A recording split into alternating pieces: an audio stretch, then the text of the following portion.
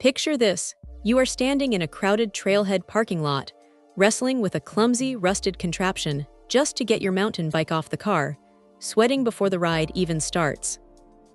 Annoying, right? Well, setups like the Yakima RidgeBack try to completely banish that exact headache. When you first get your hands on this thing, what jumps out is the build quality. It tips the scales at about 32 pounds, which hits that sweet spot of feeling robust enough to handle highway speeds without getting violently heavy to maneuver in the driveway. The aluminum frame feels reassuringly solid, coated in a tough powder finish that shrugs off flying road grit and sudden downpours. Now, compatibility is usually where these accessories get fussy, but this model plays nice with both 1¼ and standard 2-inch hitch receivers out of the box. No scrambling for awkward adapters or making extra trips to the hardware store. Attaching it to the vehicle is surprisingly painless thanks to the speed knob system. You literally twist it on by hand, and suddenly the whole rack is locked tight into the receiver without digging around for a wrench in the trunk. Once mounted, loading up to 4 bikes is handled by a clever strap setup called zip strips.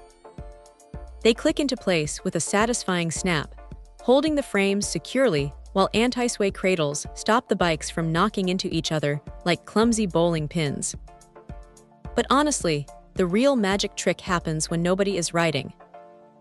If you need to grab gear from the trunk, pulling the upper hand lever up front drops the entire upper mast smoothly out of the way, giving you full access to the back of the car without unloading a single pedal.